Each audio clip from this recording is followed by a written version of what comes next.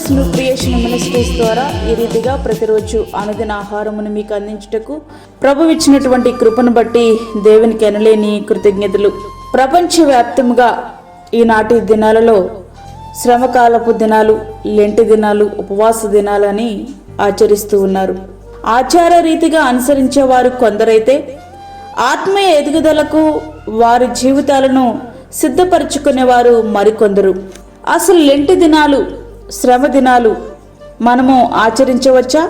సూటిగా చెప్పాలి అనంటే అపోస్తులుల బోధకు కట్టబడిన సంఘాలుగా మన సంఘాల్లో ఉంటున్నప్పుడు అపోస్తులు క్రిస్మస్ కానీ, లెంట్ డేస్ కానీ, గుడ్ ఫ్రైడే కానీ, ఈస్టర్ కానీ అట్లాంటి ఏవి ఆచరించినట్లు కానీ అట్లాంటివి జరిగించాలని చెప్పిన సందర్భాలు కానీ లేఖన భాగాల్లో మనకి ఎక్కడా కనిపించవు. అయితే వీటిని అనుసరించే వారిలో అనేకులు ప్రభువు చేయమని ఆజ్ఞాపించిన ప్రభువు రాత్రి భోజనం జోలికి మాత్రం వెళ్ళకపోవడం అత్యంత బాధాకరమైన విషయమే. ఉపవాసం అంటే ఏంటి? ఉప అంటే దగ్గర, వాసము అనగా నివసించుట. నిన్ను దేవునికి దగ్గరగా నివసింపజేసేదే లేదా దేవునికి నిన్ను మరింత దగ్గరగా చేర్చేదే ఉపవాసం. ప్రియ స్నేహితుడా, వాక్యం అంటున్నటువంటి ప్రియ దేవుని బిడ్డ, దేవునికి దగ్గరగా లేకుండా నువ్వు చేసే ఉపవాసము కాదేమో ఒక్కసారి ఆలోచించు. లెంట్ అంటే స్ప్రింగ్, వసంతకాలం. ఈ కాలంలోనే చెట్లు చిగురుస్తాయి.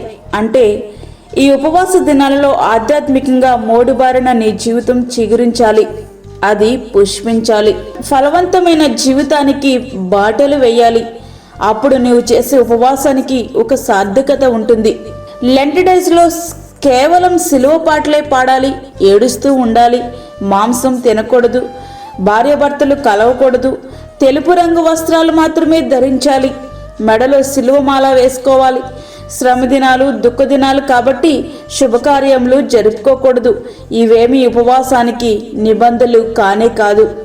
ఉపవాసం వీటికే పరిమితమైతే అది సీజనల్ భక్తి అవుతుంది. భక్తి కొంత సమయానికి పరిమితమైనది కాదు, అది నిరంతర ప్రక్రియ. ఉపవాసంలో తప్పక భోజనము చేయకూడదు అనే నిబంధన ఏదీ లేదు. అట్లా నియంత్రించుకోవడం మంచిదే.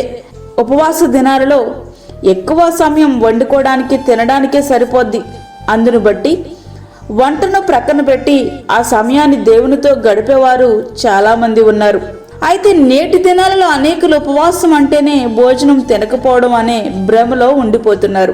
నిన్ను దేవునికి దగ్గరగా చేసేది, నిన్ను దేవునికి దగ్గరగా చేయనిది ఏది అది ఉపవాసం కానే కాదు. మేము 40 రోజులు ఆధ్యాత్మికంగా మరింతగా బలపడడానికి కూడుకుంటున్నాము అనడంలో తప్పులేదు. కానీ ఆధ్యాత్మికంగా బలపడుతున్నాము అనే భ్రమలో దేవుని వాక్యానికి విరుద్ధమైన పనులు చేయడం ఎంత మాత్రమూ శ్రేయస్కరము కాదు. మార్చి 2 మొదలుకొని ఏప్రిల్ 17 ఈస్టర్ వరకు 46 దినాలే శ్రమల కాలం అంటారు. ఆదివారములు తీసేస్తే మిగిలినవి 40 రోజులు. 40 అనే సంఖ్యకు పరిశుద్ధ గ్రంథములు ఎంతో ప్రాముఖ్యత ఉంది. ప్రియ స్నేహితుడా, వాక్యం వింటున్నటువంటి ప్రియ దేవుని బిడ్డ, చివరిగా నీతో ఒక్క మాట. లెంటి దినాలను ఆచరిస్తున్నటువంటి నీవు నీ పాపముల నిమిత్తం పశ్చాత్తాపడి దేవుని నుండి నిన్ను దూరం చేసే వాటిని విడిచిపెట్టి దేవునికి దగ్గర చేసే వాటిని హత్తుకొని ఈ ఉపవాస దినములలో నీవు పొందుకున్న నూతన ఉత్తేజాన్ని నీ జీవితాంతం కొనసాగించడానికి ఒక స్థిరమైన నిజమైన తీర్మానం చేసుకొని అట్టి రీతిగా జీవించుటకు నువ్వు ప్రయాస పడగలిగితే ఈ ఉపవాస దినాలు నీ యొక్క ఆధ్యాత్మిక జీవితానికి తప్పకుండా మేలు చేసేవిగా ఉంటాయి. అందులో సందేహమే లేదు. అట్లా కాకుండా ఏదో ఆచార్య రీతిగా నువ్వు చేసేననే తృప్తి నీకు ఉండవచ్చు, కానీ అంతకు మించి నువ్వు పొందుకునేది శూన్యమే. పశ్చాత్తాపముతో అట్లా వద్దు. పశ్చాత్తాపముతో ప్రభు పాదాల చెంత ప్రణమిలిదాం. ప్రభుతో గడిపే ప్రతి క్షణం నిన్ను దేవునికి మరింత దగ్గర చేరుస్తుందని నమ్మి మన జీవితాన్ని ధన్యపరుచుకుందాం. అట్టి కృపా ధన్యత ప్రభు మనకి అనుగ్రహించునుగాక. ఆమేన్.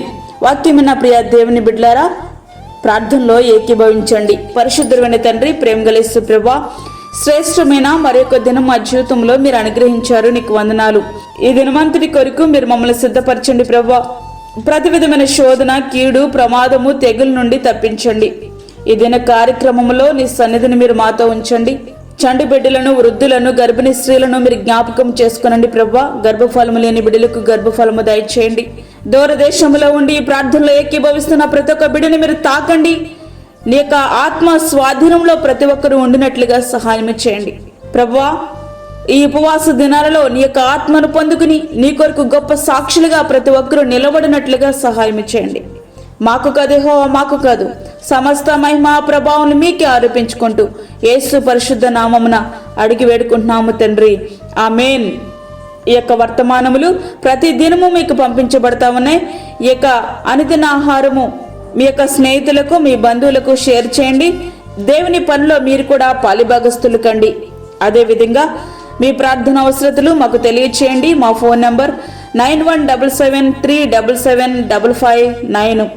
దేవుడు మిమ్మును మీ కుటుంబమును దీవించునుగాక. ఆమేన్. దేవుని సేవలో మీ సహోదరి అన్నామణి సాల్మన్. మా ఛానల్ని సబ్స్క్రైబ్ చేయండి, షేర్ చేయండి, లైక్ చేయండి. దేవుడు మిమ్మల్ని దీవించునుగాక. ఆమేన్.